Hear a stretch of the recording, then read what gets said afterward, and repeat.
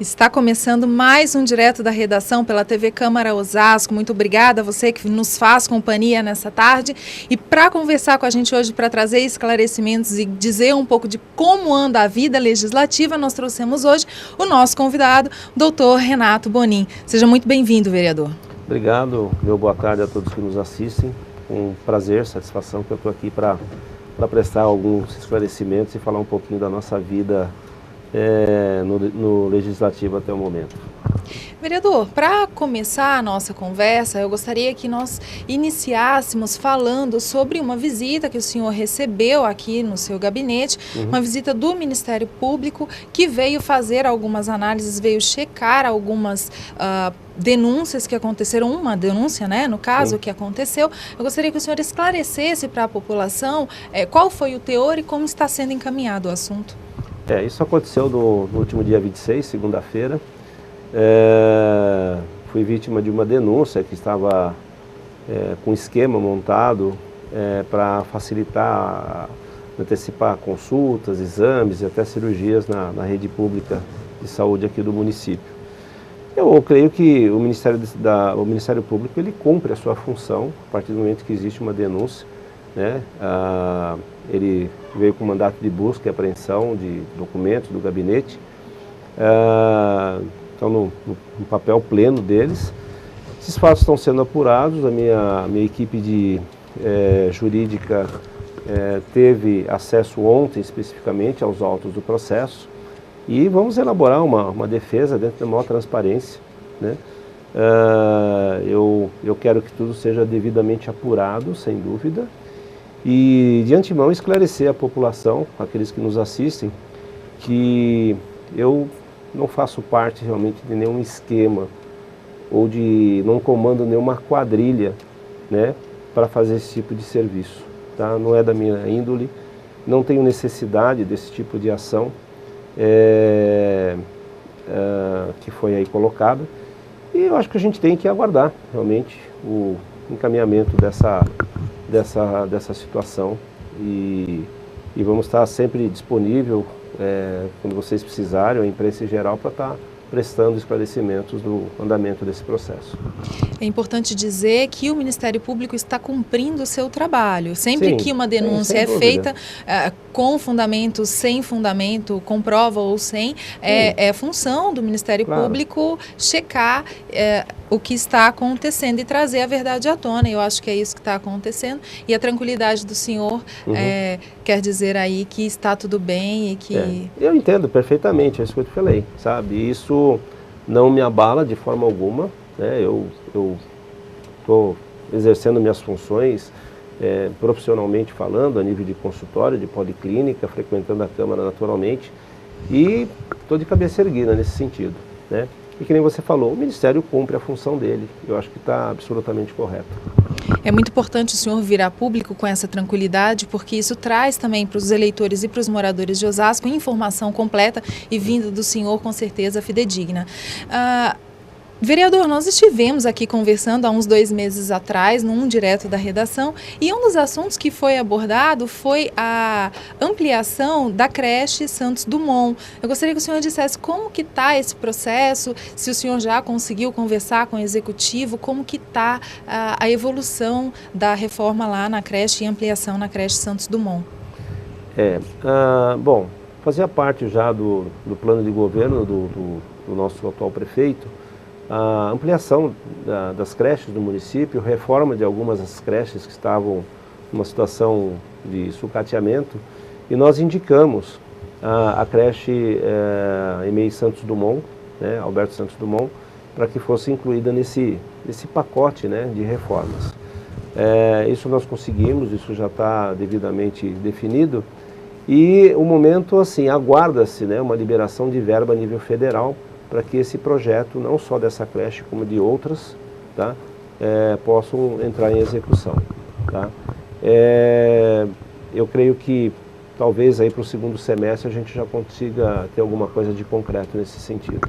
Que bom, então, que já existe um positivismo do Executivo nesse assunto, e a questão agora é mesmo aguardar a evolução dos fatos aí para que a reforma de fato aconteça. Em relação a essa creche, é uma reforma, não é tanto a reforma, porque se você for ver a creche, até que ela está em situação muito boa, mas é ampliação.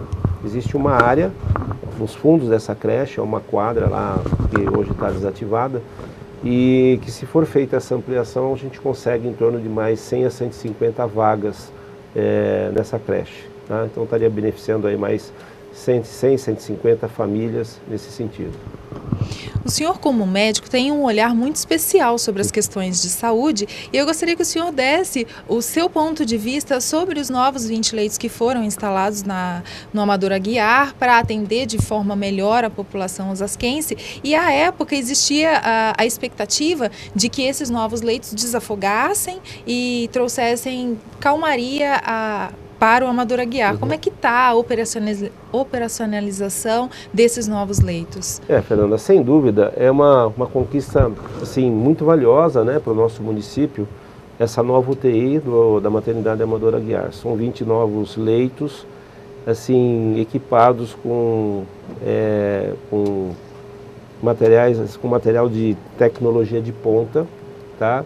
O hospital tem uma equipe perfeita, excelente, de médicos, pediatras, intensivistas. E o que acontece? Esses 20 novos leitos realmente vieram num momento fundamental. Só que o que acontece? Ao mesmo tempo, houve um crescimento assim, exagerado no número de partos na maternidade Amador Aguiar. Tá? Hoje, essa maternidade faz mais de 400 partos por mês. Existe uma análise do porquê desse aumento da quantidade de partos? Tá. Bom, a análise é o seguinte, eu acho que tem dois fatores importantes. Quer queira, quer não, a gente tem que reconhecer que houve uma melhora significativa na qualidade de atendimento da maternidade. Tá? A gente lembra que no final do governo anterior, início do atual, essa maternidade ficou inclusive fechada por umas 24, 48 horas. Né? Se evoluiu muito nesse sentido, houve sem dúvida uma melhora no atendimento, não é o ideal, mas melhorou bastante. E outra coisa que o desemprego muito grande. Muitas pessoas que tinham planos de saúde, muitas famílias que tinham planos de saúde e procuravam a rede privada para ganhar os seus filhos, seus bebês, hoje procuram a maternidade. Então houve um crescimento grande, tá? Mas que o que a gente observa é que mesmo assim esses 20 leitos ainda estão conseguindo atender a essa demanda, né? Eu volto a colocar um assunto que é importante, né? Osasco ainda continua tendo um índice de nascimento de prematuros bastante além do que seria a média aceitável, tá? Então, isso é um outro motivo para que essa UTI ainda continue bastante congestionada, né? O senhor, como médico, tem aí uma preocupação bastante grande também com essa questão da prematuridade. Existe um caminho para se diminuir esse volume de crianças que chegam antes da hora? Sim, o caminho existe e o caminho é simples, não é complicado. Não é um caminho que você precisa de um investimento absurdo em tecnologia. Basta você ter uma atenção primária, né? Na rede de atendimento, no que diz respeito ao atendimento do pré-natal.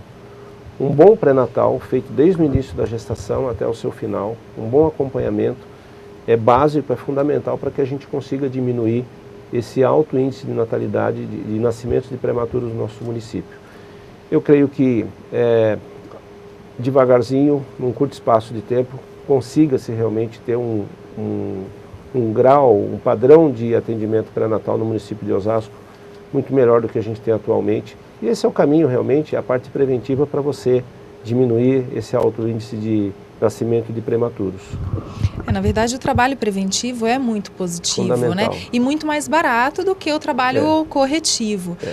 Isso é básico na medicina, né? Na saúde pública, né? A prevenção é muito mais barata, muito mais fácil de você fazer do que a parte curativa.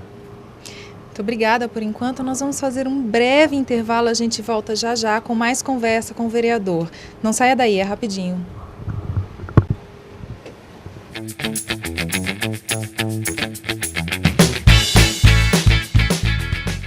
Quem doa sangue regularmente pode estar ajudando uma pessoa que nunca viu na vida.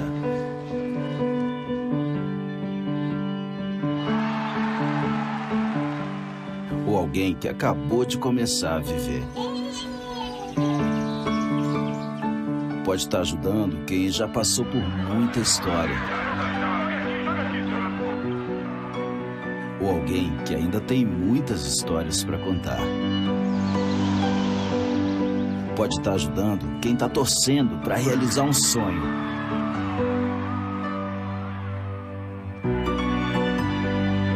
Ou alguém que está torcendo para ser ajudado.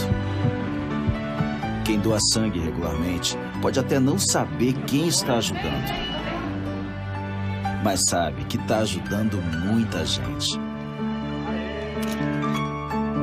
Ministério da Saúde, Governo Federal.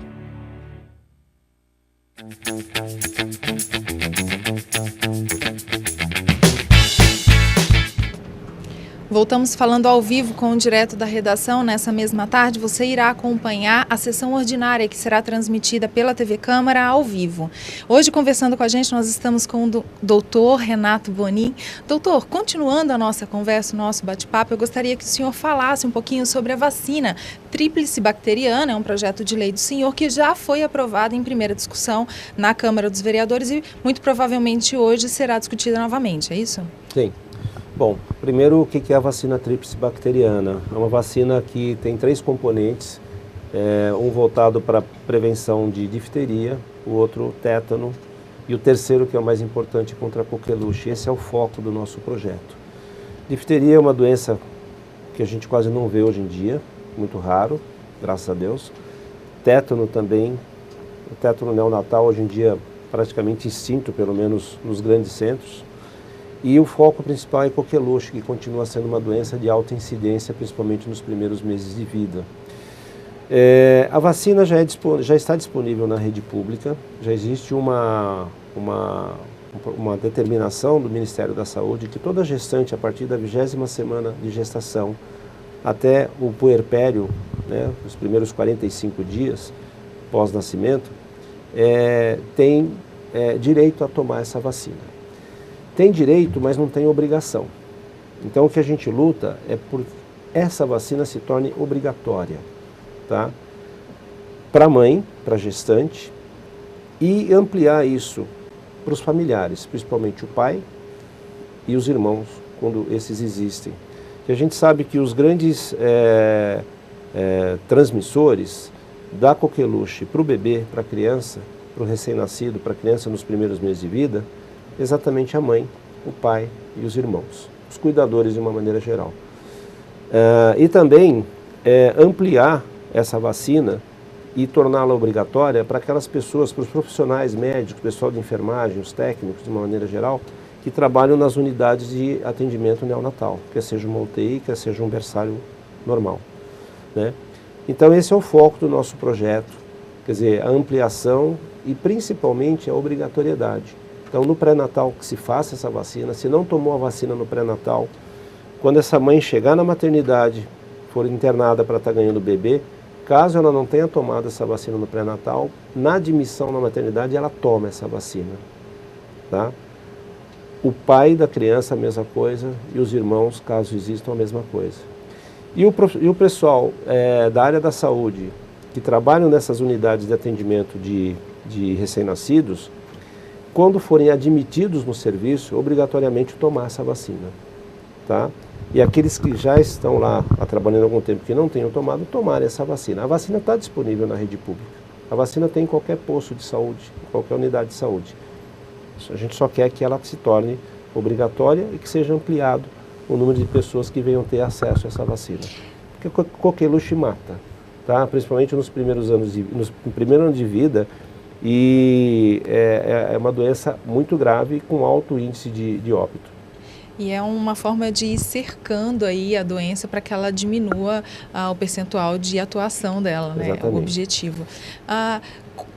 Explica para as pessoas o que é ter sido aprovado em primeira discussão e agora voltar para a segunda discussão, o processo legal dentro da Casa de Leis. Então, nós já tivemos esse projeto aprovado numa primeira discussão, tá? Passou por todas as devidas comissões e hoje nós temos a segunda discussão desse projeto, que não tenho dúvida nenhuma que os nossos colegas e legisladores estarão numa segunda discussão, uma segunda análise do projeto. Caso alguma dúvida tenha ficado pela primeira discussão, venham de novo aprová-lo. Estaria sendo encaminhado ao Legislativo e que eu espero também que venha dar o seu aval para que esse projeto entre em prática. Até porque, né, isso não vai gerar custos, né, para o município. Que nem eu disse, a vacina já está aí, né? Essa vacina é fornecida pelo governo federal. Mais um dos seus projetos de lei, mais uma das suas indicações, foi que o prazo de licença maternidade fosse ampliado de 120 para 180 dias. Sim. Ele sofreu veto aqui na Câmara, não é isso? E depois, explica para a gente como é que ficou o movimento desse projeto de lei. Tá. Esse meu projeto não é uma novidade aqui na Câmara. Esse projeto já deu entrada aqui na Câmara Municipal, se eu não me engano, em 2015, pela ex-vereadora professora Mazé. Ele foi vetado, né?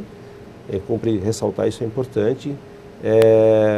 O nosso colega, atual colega, o vereador Josias, também entrou, a partir do momento que esse projeto foi vetado, com uma indicação e um ofício encaminhado ao Executivo, para que o Executivo, no governo anterior, elaborasse esse projeto.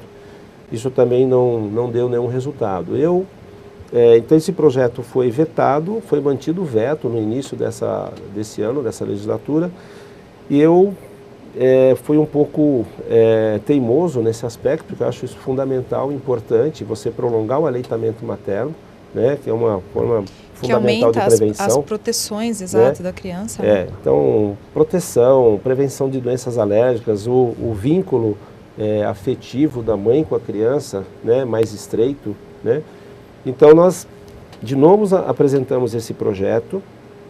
Ele foi vetado pela Comissão de Constituição e Justiça, porque a gente ficou sabendo então que a gente está fazendo o caminho oposto. Quer dizer, esse projeto ele tem que vir lá do Executivo para a Câmara e não do Legislativo para o Executivo. Fizemos uma indicação ao nosso prefeito Rogério Lins, conversei pessoalmente com o prefeito e ele achou assim excelente a ideia, tá, desse projeto. O Executivo já está em fase de execução desse projeto, em fase final. Eu creio que passado o recesso parlamentar, que se inicia agora semana que vem, então para julho, agosto, a gente já tem esse projeto vindo do Executivo aqui para o Legislativo. O recesso que o senhor comentou é todo o mês de julho, não é isso? Só para esclarecer para quem está em casa, nós vamos ficar sem sessões ordinárias às terças e quintas no mês de julho, não é? Sem sessões, né? Mas a gente continua trabalhando, sem dúvida. Sim, o recesso é só das sessões. Os vereadores não entram de férias. Então a gente tem uma esperança grande que até o final do ano, né, as servidoras do município, da administração pública, tenham esse benefício, né, que é fundamental. Vamos torcer para que entre em operação logo. Vereador, uma das suas indicações também é que se crie o Dia do Assistente Social, que o senhor propõe junto com o pessoal, que seja dia 15 de maio. E não é uma proposta só do senhor, tem um envolvimento com outros vereadores, que no caso o De Paula e o Jair Assaf. Por que essa indicação? Qual é a importância? Claro, eles são muito importantes, mas eu gostaria que o senhor desse o seu olhar sobre a importância do assistente social. Bom, sem dúvida, eu sempre valorizei muito a figura, né, da assistente social, do assistente social, né? São pessoas imbuídas aí de um espírito humanitário fundamental, importantes na resolução dos problemas sociais que a gente tem no nosso dia a dia. E recentemente, você sabe, eu convoquei uma audiência pública voltada para aquela população em situação de rua. Isso tem um vínculo com a Secretaria da Assistência Social e com, lógico, né, como a palavra já diz, com todo esse trabalho dos assistentes sociais. E aí, aprofundando-se um pouquinho mais nesse assunto, nesse tema, eu acabei vendo de maneira ainda mais realçada a importância fundamental que é a figura do assistente social. Então, eu achei nada mais justo a gente fazer uma homenagem a essa classe. E como o vereador De Paula e o vereador Jair Assaf também estão engajados nesse trabalho, nesse nosso projeto de procurar melhorar, trazer políticas para uma melhor assistência às pessoas que vivem em situação de rua, eles fizeram parte também desse nosso projeto. Então, nós somos os 3 aí. Também já foi, deve entrar agora em primeira discussão, recentemente, e nós temos certeza também que é mais uma iniciativa que os nossos outros colegas estarão aí apoiando a gente nesse sentido.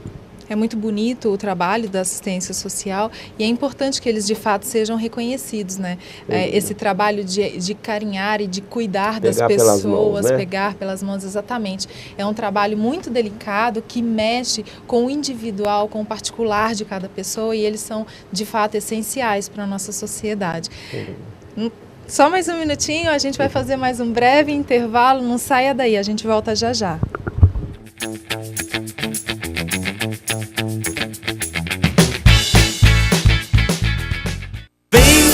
Biometria, vem, não pode faltar ninguém. A cidadania está na ponta do seu dedo também. A digital de cada um faz a diferença. Vem, você escolhe a dedo e volta muito bem. Por isso mesmo não pode faltar ninguém. Vem pra biometria, vem. Acesse o site da Justiça Eleitoral e se informe sobre a biometria no seu estado. Não pode faltar ninguém. Se a conta da água aumentou sem nenhum motivo aparente, é melhor você procurar algum profissional para ver se tem algum vazamento na sua casa. Assim, todos nós vamos ter mais água disponível. É bom para o seu bolso e é bom para o planeta. Participe do Água Pede Água. Escolha uma dica Acatu para gravar e envie pra gente. Grave e envie também suas ideias sobre como combater o desperdício de água.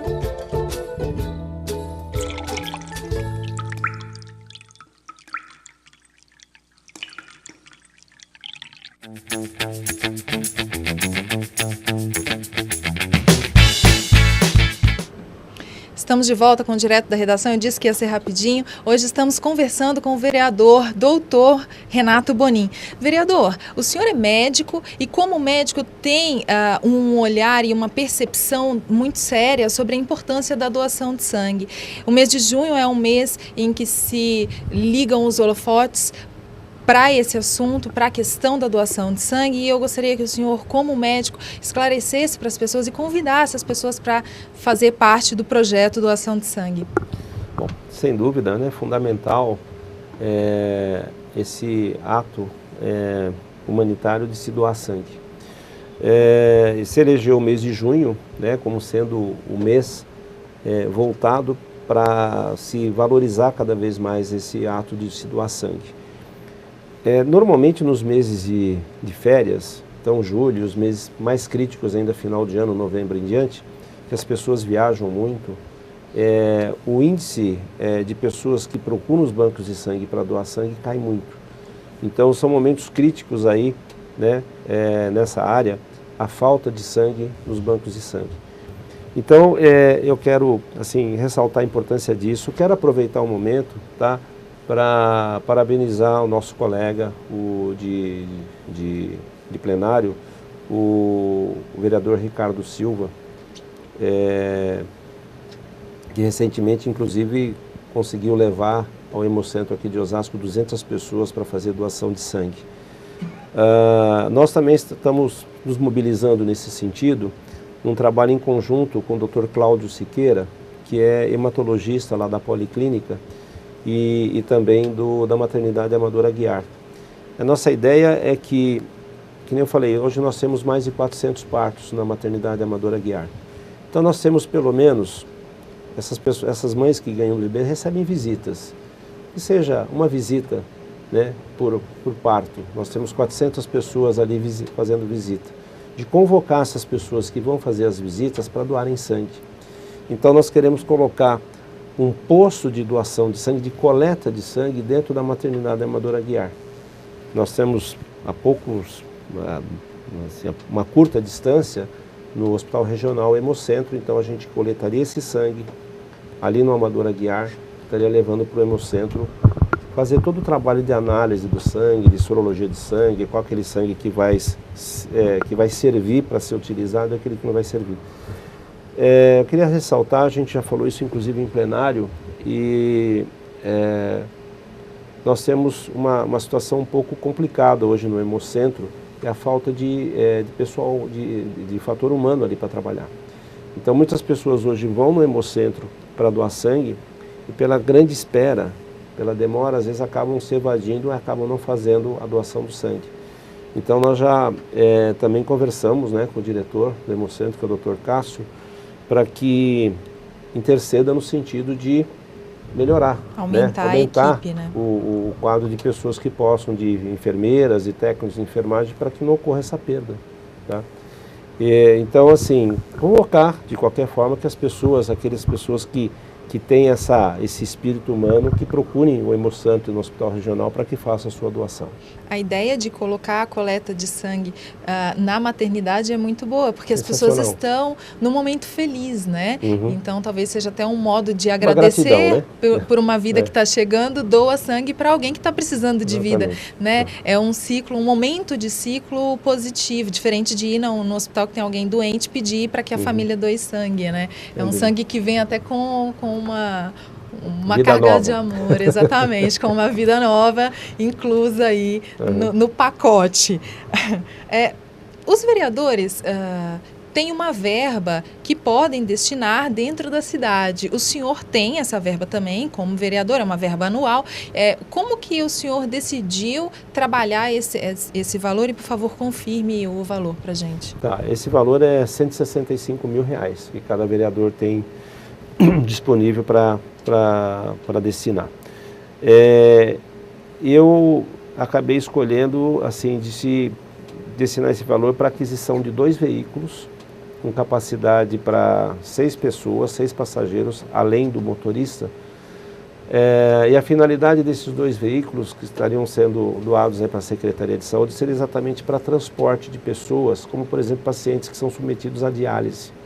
Então é aquela pessoa que não precisa de um cuidado especial, não precisa de uma ambulância, mas precisa de ter um meio de locomoção da sua casa até o local onde ele vai ser assistido. Isso é uma necessidade grande no município. No meu trabalho na policlínica, eu ouvi alguns depoimentos de pessoas, né, de mães, falando, olha, meu filho necessita fazer diálise, meu filho faz quimioterapia, e ele precisa 2 vezes por semana, precisa 3 vezes por semana sair daqui de Osasco e ir para o Hospital das Clínicas, por exemplo, fazer um procedimento desse tipo, ou para uma Santa Casa. E a gente não tem como levar. Né? Às vezes não tem o dinheiro para pagar a passagem de ônibus, não tem alguém na família que tem um carro para fazer esse tipo de trabalho. Até porque tem pessoas que fica difícil fazer a locomoção por ônibus, né? Precisa de um cuidado especial, exatamente, de um carro, né? Então, a gente enxergou essa necessidade e destinamos essa verba de R$165 mil. Isso já está aprovado, né? A gente já entregou todo o processo, né, para a Secretaria de Planejamento e com certeza isso em breve vai estar acontecendo. Ainda não tem uma data, então, para a chegada desses veículos, o processo está em andamento? Está em andamento, mas eu creio que isso não deva demorar muito não. Esperamos que lá para setembro, outubro no máximo, isso já se concretize. E queria só, assim, ir um pouco além do que você falou, já que você falou em verba, em emenda, isso talvez eu esteja colocando até de uma maneira um avant-première. Nós estivemos, não só eu, como outros vereadores, estivemos conversando no último domingo com a deputada federal Renata Abreu. A Renata trouxe uma notícia muito boa para a gente, que ela está conseguindo uma emenda a nível de governo federal em torno de quase R$20 milhões. E ela pretende destinar praticamente metade desse valor para Osasco. Então, cada vereador teria digamos que seja aí R$10 milhões. Você teria quase R$500 mil por vereador para poder destinar essa verba para aquilo que ele achar interessante, que seja um recapeamento, seja uma coisa voltada para a saúde e para a educação. Tá? eu já tenho a minha ideia. A minha ideia é, se realmente isso acontecer, esperamos que sim, talvez isso não seja para esse ano, para o ano que vem, quem sabe, mas nós temos uma necessidade grande que é em relação ao serviço de oftalmologia da Policlínica Norte, né? Nosso serviço de oftalmologia, ele está inoperante praticamente já há quase um ano, tá? Então você não tem como dar atendimento, por exemplo, para um paciente com glaucoma, com um paciente com descolamento de retina. Então esses atendimentos que necessitam um pouco mais de especificidade, você não tem, os equipamentos estão quebrados há algum tempo. Então, desde já, a gente já tem essa ideia, que eu destinaria essa verba para a gente poder reequipar o serviço de oftalmologia lá da Policlínica Norte. Então a gente já está direcionando alguma coisa nesse sentido. Espero que a verba chegue e chegue logo, né? Porque é um caminho positivo de melhoria aí para a cidade.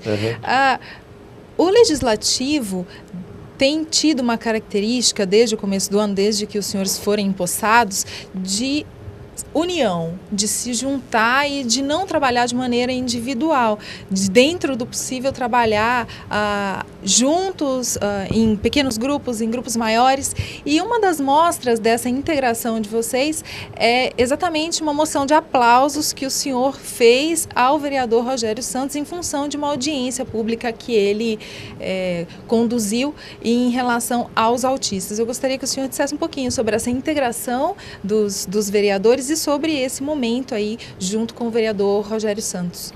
Realmente isso é verdade, essa união existe, né, no momento na Câmara, espero que ela continue para sempre. E eu achei importantíssima essa audiência pública que o nosso colega, o Rogério Santos, promoveu, convocou, pela importância do tema, né, de trabalhar com o problema do transtorno do autismo e pela qualidade da audiência pública que o Rogério conseguiu trazer para a gente, com profissionais altamente habilitados para abordar o assunto, né? E, assim, que naquele momento da audiência já saiu uma coisa muito positiva. Estavam presentes o secretário de Saúde, o Vido, a secretária de Educação, Ana Paula, e a Suzete, da Assistência Social. E nós tivemos momentos de extrema emoção dentro dessa audiência. E num desses momentos, né, a nossa secretária de Educação, Ana Paula, ela disponibilizou um espaço que existe na Escola Edmundo Bujato para que né, a Secretaria de Saúde possa instalar ali um serviço, uma clínica escola para atendimento de parte, né, dos pacientes autistas aqui da cidade de Osasco, imitando já um projeto que ocorre numa cidade do Rio de Janeiro, me foge o nome, eu não consigo nunca lembrar o nome dessa cidade, mas assim, baseado nisso, a gente trazer já alguma coisa nesse sentido aqui para Osasco. E é uma mostra de integração e de união não só entre os legisladores, mas também junto ao Executivo. Sim. E uma mostra disso é exatamente a presença do secretariado, que é do Executivo. Vereador, nós tínhamos mais assuntos, nós tínhamos mais coisas para falar, mas exato, nosso tempo está acabando. Quero agradecer muito a presença do senhor, os seus esclarecimentos, a sua disponibilidade em falar e trazer o seu ponto de vista como legislador e como médico, porque é difícil separar isso do senhor, o legislador do médico, e agradecer muito a presença do senhor. Quero saber se o senhor quer deixar um até breve aí, até a próxima, para quem está nos assistindo. Bom, dizer que é com muito prazer que a gente esteve aqui, né, concedendo essa entrevista para vocês, e deixar aqui mais uma vez a minha saudação para aquelas pessoas que nos assistem, e ficamos à disposição aí para outros momentos semelhantes a esse aqui. Eu agradeço muito, obrigado, viu? Eu que agradeço, momentos semelhantes irão acontecer, se Deus quiser. Amém. Você que acompanhou a nossa programação, muito obrigada pela presença.